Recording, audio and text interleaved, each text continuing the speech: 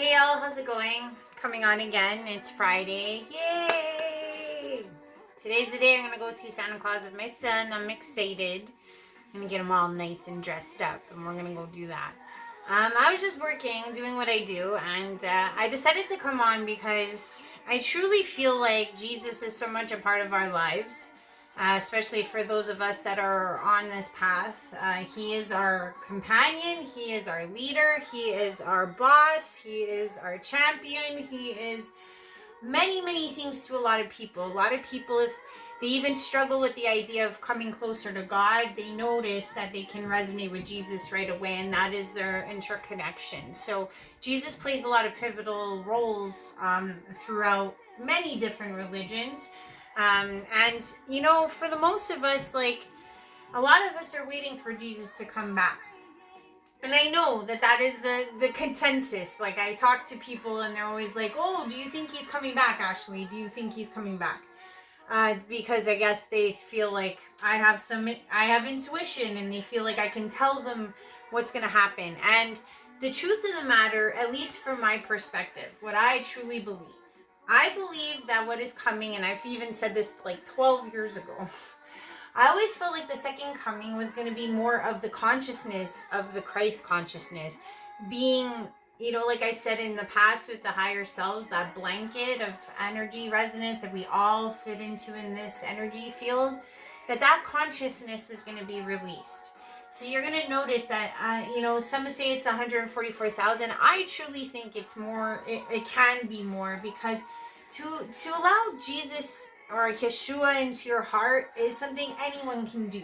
Okay, we all, like when he got on that cross, he did it for all of us, not for a group of us, not for one of us, for all of us. So if you want to reach out to Jesus and get closer to Jesus and add yourself into that Christ consciousness, please do. I think this was inspired because like a couple days ago, I know it's weird. Like I said, I watch all kinds of videos, and one of them is this tarot reader named Spiritual Sag, and she said she was seeing 144 all the time, and she was like, I don't think I'm one of them, but why do I keep seeing it? And I chimed in, and I was like, you know what? I'm like, that's good. There's more people that are coming onto this.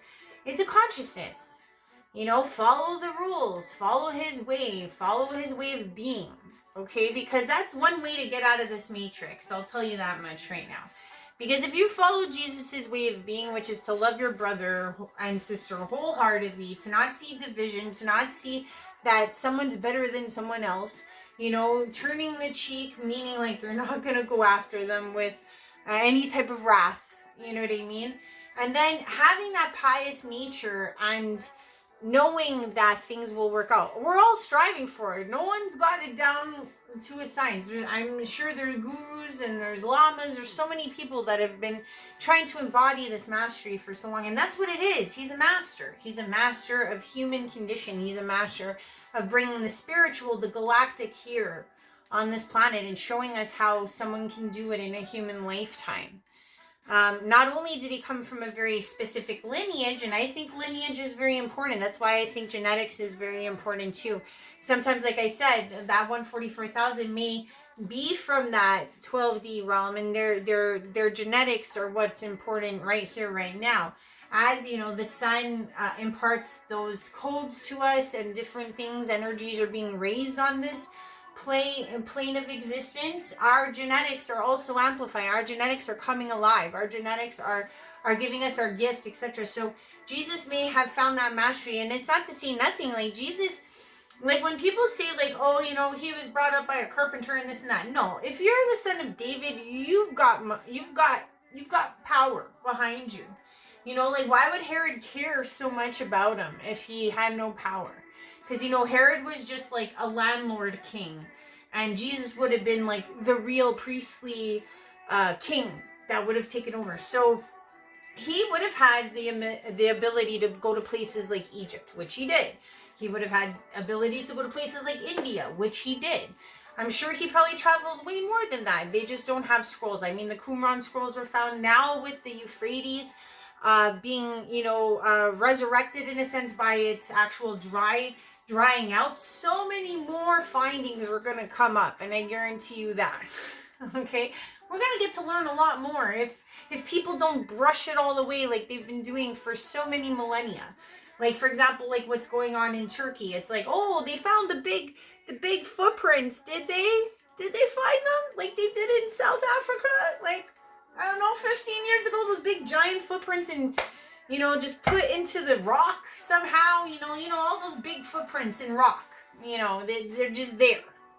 No one's paying attention, or the caverns that are just leading so far down into the earth that no one could make them, or and they build these monuments, these buildings that are made of materials that didn't exist at the time, to laser precision, all that. It just makes total sense, right? And everybody's just like, oh, who cares? Let's just stay with the same rigmarole that we've been listening to since we got here. Or let's just take it as it is, like. And for those of you out there that are just like, what is the message? Why is Jesus so important? Jesus was a rebel. Jesus came to change things. Jesus came to not live in this matrix, okay? And the thing is that I'm not saying, oh, we gotta all get up in arms right now. It's Christmas time. It's a lovely time. And I love that the energy rises so high during this time, because everyone believes in the faith of Jesus. And that's such a powerful thing in itself. It's just like everyone's like celebrating. And whatever negativities that we may have as a collective across this world, places and things like this, like celebrations, can help rise not that everybody celebrates Christmas, but I'm just saying it rises. It helps rise the collective mentality. And the reason why I'm saying that this is important is because Jesus was a rebel. Jesus tried to show us how it's done. And this consciousness that's rising and will continue to rise, and I think 2024 is going to be a big execution of Jesus's real extension of power of soul upon this planet, because realistically, a lot of us are coming on and a lot of us are walking the walk and talking the talk just as he had wanted. So I think in a sense we're kind of like Jesus's foot soldiers here doing the work, and we are the embodiment in the whole, you know what I'm saying? Like, I'm not saying that we're all little Jesuses here, but in a sense we are, because it's like we're all trying to do his works. And I'm saying, if you're any human being on this planet, you can decide to do this at any time, to really embody the ideas, not just go to church and not just come out of church and start talking your smack about how Linda had a weird hat on today, or how dare that woman show up without her husband. You know how many times I get out of church and that's all I'd be hearing is people just slandering their neighbors as they're getting out of church. And I'm just like, did you guys miss the message? I think the message was to love one another, fundamentals. So I'm saying, in this new year that's going to come upon us, and with Jesus's birth, I have, like I've said, I've had in the past, I've had some qualms with this date. I mean, it is depictive of just the winter solstice in general, but I mean, old Jewish traditions wouldn't recommend that a child, especially coming from a sophisticated line like David, would have been born in December, simply because it was more common to want to procreate and have your child during September, where most of the festivals are being held. But I'm not here to debate, okay? But if you do want to know more about Jewish tradition and see how they would have, especially the Essenic tradition, which Jesus followed way later in his life, the Essenes were just, I guess they were more closer related to the Zadokite priests, which would have been seen to harbor the oldest traditions of the Jewish faith at that time. They were very precise in when they had children and all of that, because it was not to say that a lot of them were celibate, but at the same time they knew in order for more of them to exist, they needed to procreate. So it was regimented. So sometimes, our books may not give us all of the facts all the time, or a look at it.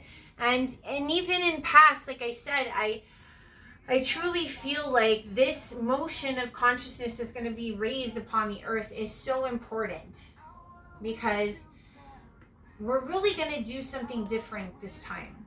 You know what I mean? Like, we're all going to do our best to embody what Yeshua is teaching us. And I think that is so beautiful. And I also feel like for those of you that have been watching me, I've been talking a lot about this feeling of like even divine unions, even divine understanding of what a divine union is. I feel like that's something that's going to happen for those of us that do walk this walk, simply because even in his lifetime, he had his partner. And for those that might think, hey, I'm talking out of my, my ass over here. Mary Magdalene, we're very familiar with her. You know what I mean? A lot of us see the Mary Magdalene as someone that would have been like qualified as the prostitute. And yet somehow Jesus just miraculously took this woman everywhere and actually made her into an apostle of the first kind, And the reason why I get so upset about this too is because, like I said, if you look into like older historics of where these two would have come from, obviously they always say like Jesus the Nazarene. They point out to where someone was born or where they resided or where their family name resided. The same with Mary. Mary would have come from Magdalene or Magdala, actually. Magdala would have been the actual name, and Magdalena would have been like the superlative at the end to make it a cutesy thing. Or it could have even referred to like the woman of Magdala. Okay? So to have the place of where you were born, and it was very common that name Magdala is very powerful as well. If people don't know, it comes from the house of Benjamin, or even Abraham if you go even farther back. These are big names. These are big traditions. These are big bloodlines. They come from tribes that are very important. So most people would look at Magdalena as like, a prostitute. But the word prostitute is very interesting too, okay? Like for those of you that want to know something, my Jewish is not great, but the word for whore in Hebrew is zona, okay? And then there is another version which is kedesh. These two words mean the same thing in our, our English has a lot of these. We use them very honestly as people.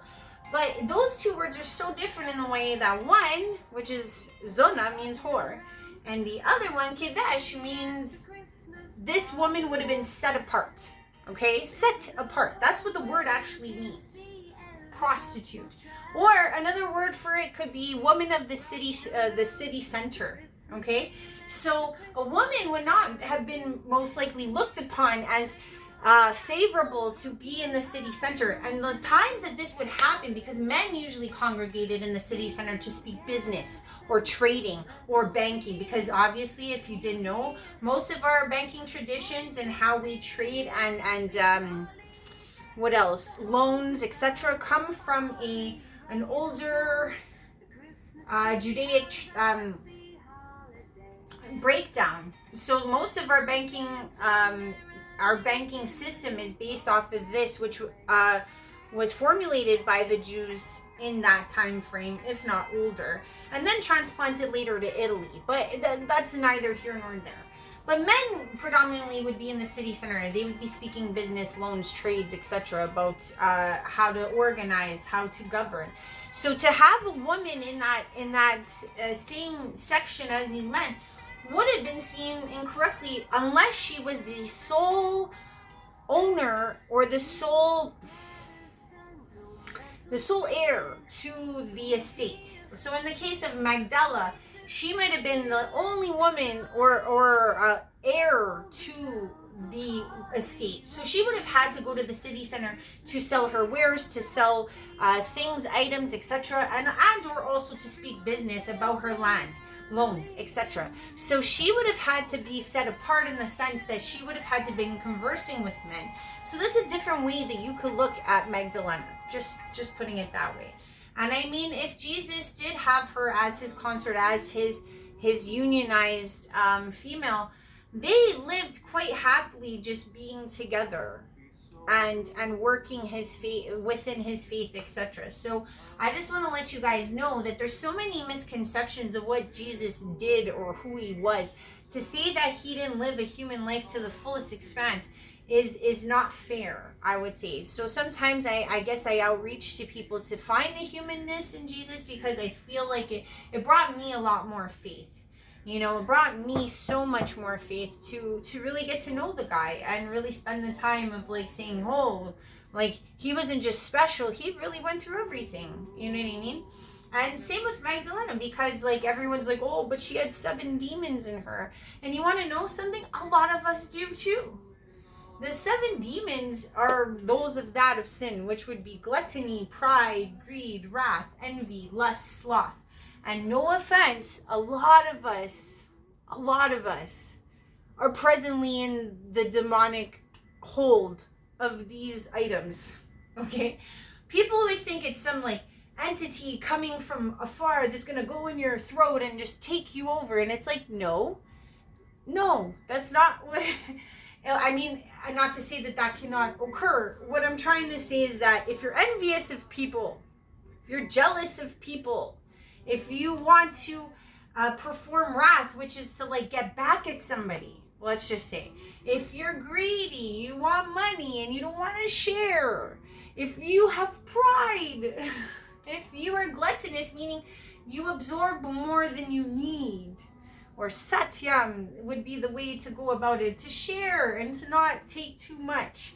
But gluttony is not a good thing either. Lust, meaning you're lusting over objects, you're lusting over idols, not a good idea. And last, sloth, just being sheer lazy, not acting, not doing your godly given life purpose would be a form of sloth. So if you find that you do any of these things, which we all do as human beings, you would be in the same boat as this poor woman, okay? Which would mean that should you be able to break all those sins, you would be able to get out of the guise of the matrix, okay? So maybe in this instance, when she first came into, ordinance with Yeshua, Jesus, he would have schooled her in the ways of getting out of the matrix. And once she was purged of those demons, once she could let go of all those demons, she could then walk in faith with Jesus. So it's the same idea for all of us, okay? I am not a perfect human. I have shown you guys enough times that I've broken down. I've told you about all the things I've gone through. I've gone through a hell of a lot of all of those 7s. Lots of 7 sins, lots of them. But the thing is that when you reach Christ consciousness, you know the difference. And the reason being is because you've probably let go of all those 7 things. Just to be and rise to the occasion of understanding what the consciousness means. And it doesn't mean that I can't go touch those 7 again. I definitely could. Because the thing is, it's all about choice. It's all about what you bring to the table. Dad is not going to be like, oh no, don't do this. I will smite thee. That is not how this works. It is free flowing. It is to evolve, to grow. So there's never going to be a point where it's like, you can get nice nudges from your guides or your hires of what to do and what not to do. And then, you've always got your right-sided self that's always like, come on, go get that, go do that, go be in front of there. There's always that too. So we are always challenged with consciousness just like banging and hitting us and all these things. And we just have to constantly remember that if we're walking in faith with Jesus in the Christed consciousness, we are trying to elevate outside of the matrix, which is, those 7 sins in essence. That's like everything that we face in this world is brought down to those 7 things, most likely. And there's a lot of deceptions that we go through that we don't even realize, even when we're talking about Jesus, even in the birth of Jesus, okay? Like, you can even look at the fact that there was these 3 wise men, okay? Some would even say that those 3 wise men, as they are regarded in different circles, could also mean the Sirius constellation, A, B, and C, in the Orion expanse of space. So it's like, when you look at that, you also can see that there's a lot of different layers and parallels to where this story can go. Some would even say, why was it so important that Jesus be born under that constellation? Some say the Magi's were men. Some say they were stars. There's so many different things that we can all look at.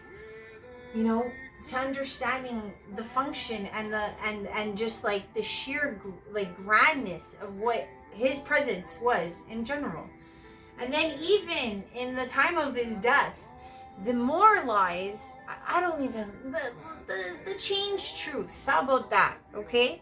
The changed truths. Like, for example, to think that Jesus was being persecuted by anybody else other than the Romans and those of the high elite, like we are right now in this world, the high elites, we're all Jesuses out here, okay? They don't want us to grow, to expand, to change minds, to do anything. So that's why Jesus was put to death. No other reason. No other reason. Just because the higher up said, oh no, our sheep are waking up. We need to stop this. And they had him killed. The people didn't want him killed. That whole story about Barabbas, it's like, go back to basics. What does the word Barabbas means? It means the rabbi. Okay? It means the son of Abba, meaning the father. So all those people were screaming, let go of Jesus. Let him go. They were all screaming for him to be released. Okay? And they were pleading with the elites to have him released. And I guarantee you that this will come to pass again. There's so many people in this world that are crying out for change, and they're just not willing to do it. These wars stop when we stop them. When we put down the guns. When we turn our cheek. When we embrace our brother and sister. Not before, not after, exactly when that decision comes. So please know that in this time of beautiful, beautiful connection and sovereignty, that we don't forget that we, as the Christus consciousness on this planet, it is our jobs to continuously try to motivate and to spark that little seed inside of all of you. That little Christed seed that's like, do the right thing, be better, be bigger, be bolder.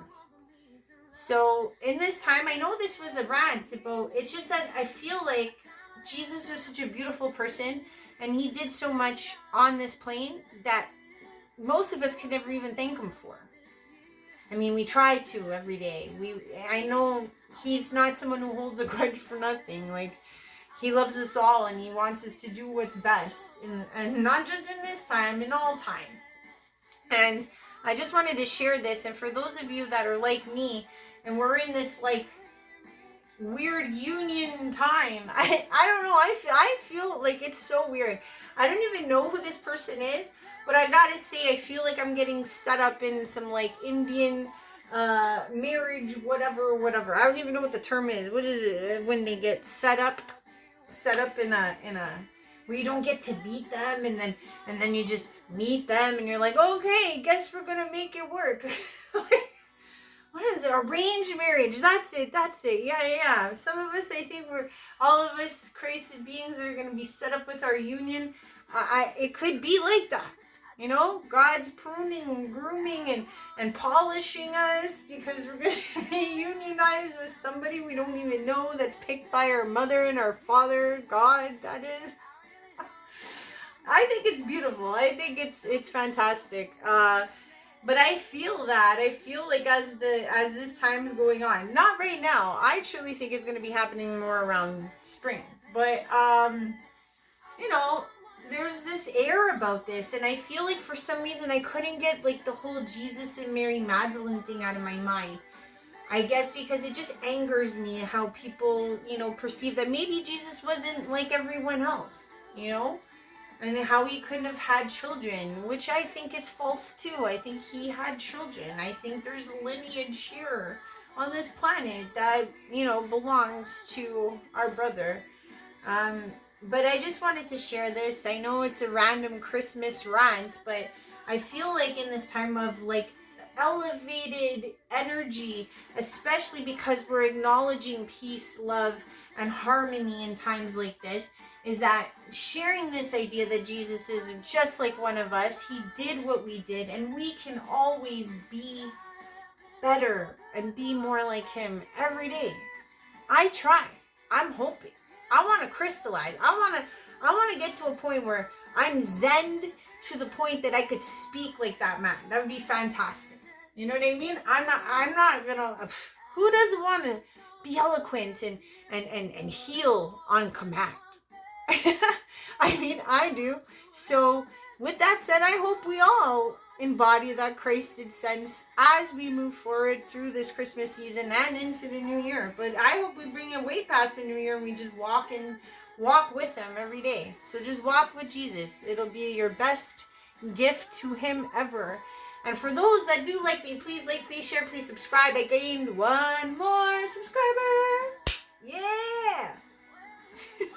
I know, like, people get so excited about having hundreds of thousands, and I'm here like, yeah, I got one more, yeah. But hey, you know what? One more person is a huge change, because one person, especially quality people, quality people get me going. If you're a quality person and you can turn on 10 more, hey, I'm all about you being on board. And I mean, I just feel like, one person can make so much difference. So thank you for all of you who have subscribed. Continue, do whatever you like. But I love you lots. Bye for now.